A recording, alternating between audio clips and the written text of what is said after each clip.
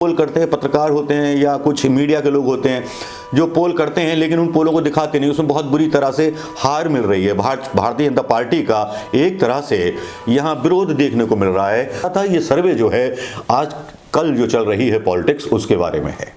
यहाँ बिहार चुनाव में और उत्तर प्रदेश के चुनाव में, एमपी चुनाव में शायद ये इतना बड़ा मुद्दा नहीं है, लेकिन बिहार चुनाव में और यूपी के उपचुनाव में ये बहुत बड़ा मुद्दा बन चुका है कि दे रखे होते हैं योगी आदित्यनाथ, अखिलेश यादव, मायावती, प्रियंका गांधी वाड्रा। अब इस पोल को मिलते हैं 15,614 वोट। जी हाँ, 15,614 वोट इस पोल को मिलते हैं।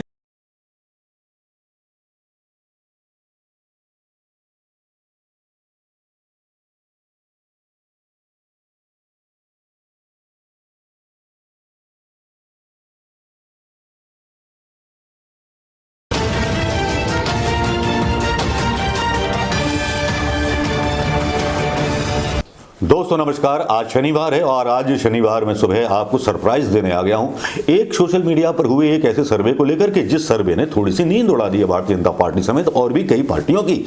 जी हां, ऐसा ही कुछ सर्वे। वैसे तो आज कल जो राजनीतिक हालात चल रहे हैं, जिस तरह से प्रदर्शन चल रहे, मैक्रोन फ्रांस के राष्ट्रपति जो हैं उनके खिलाफ, उनकी टिप्पणी पर जो भी है पूरे वर्ल्ड वाइड चल रहे हैं। ये तो आपने देखा होगा, राजनीतिक उथल पुथल भी देख रहे होंगे।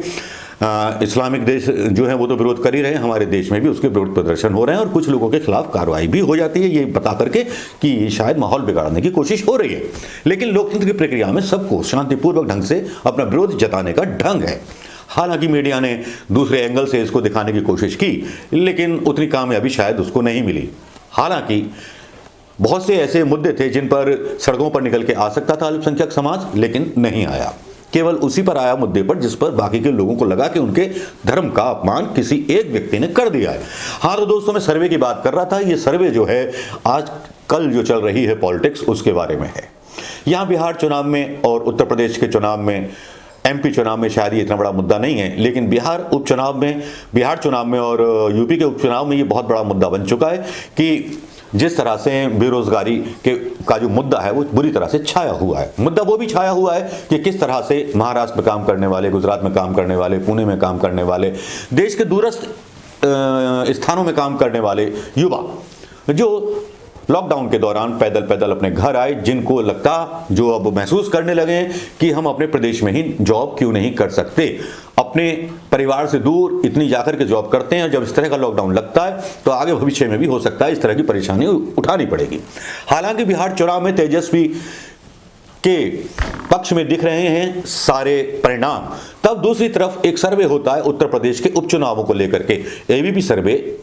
ये जो एक सर्वे है, एक प्रश्न डालते हैं एबीपी न्यूज वाले ट्विटर पर, यूपी उपचुनाव में इनमें से कौन सा चेहरा सबसे असरदार दिख रहा है, ये उनका क्वेश्चन होता है। और ऑप्शन दे रखे होते हैं योगी आदित्यनाथ, अखिलेश यादव, मायावती, प्रियंका गांधी वाड्रा। अब इस पोल को मिलते हैं 15,614 वोट। जी हाँ, 15,614 वोट इस पोल को मिलते हैं। अब जब इसके नतीजे आते हैं वो बड़े चौंकाने वाले होते हैं दोस्तों।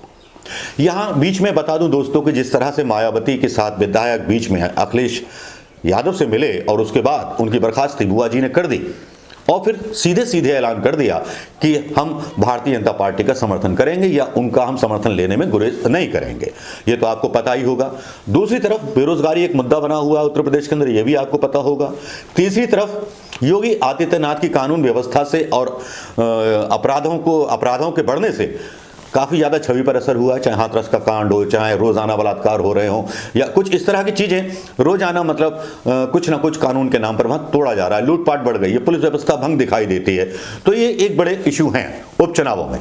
लेकिन इनको किसने ज़्यादा एड्रेस किया और जो चौंकाने वाले नतीजे आए उनको भी मैं यहाँ बताऊँगा और उन चौंकाने वाले नतीजों को हम यहाँ बताएंगे, फिर उसका एनालिसिस करेंगे।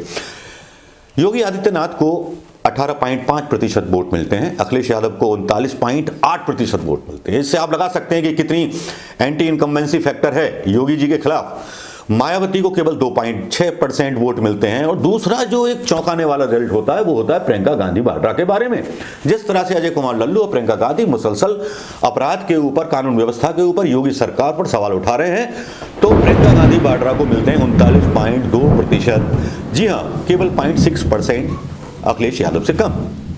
इससे पता चल जाता है दोस्तों कि यहां पर कुछ ना कुछ तो ऐसा हो रहा है जिसकी वजह से मुकाबला सीधे कांग्रेस और समाजवादी पार्टी के बीच सीधे सीधे दिखाई देने लगा है।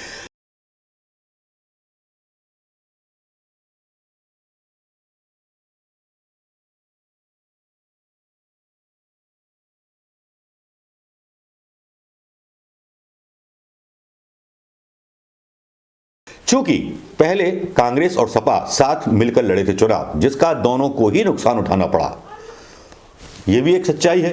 लेकिन अब हो सकता है कि जमीन पर जिस तरह से प्रियंका गांधी का चेहरा एक एज ए सीएम प्रोजेक्ट किया जा रहा है या एक हवा बनाई जा रही है या मीडिया एक इस चीज को एक तरह से हवा दे रहा है, तो शायद कहीं ना कहीं कांग्रेस के पक्ष में ये लहर जाती हुई दिखाई दे रही है। हालांकि अखिलेश यादव लॉकडाउन के दौरान या चुनावी जनसभाओं के दौरान इतने नहीं दिखाई दिए जितने प्रियंका गांधी और अजय कुमार लल्लू और बाकी के नेता एक्टिव दिखाई दिए, जो पहले कभी नहीं रहते थे। इसे लगता है कि इस बार प्रियंका गांधी जहां 0.6% का जो अंतर है वो एक बड़ी लीड में बदल देंगी चुनावों के आते आते। आपका क्या मानना है, आपका क्या सोचना है, अपनी राय देना मत भूलिएगा दोस्तों।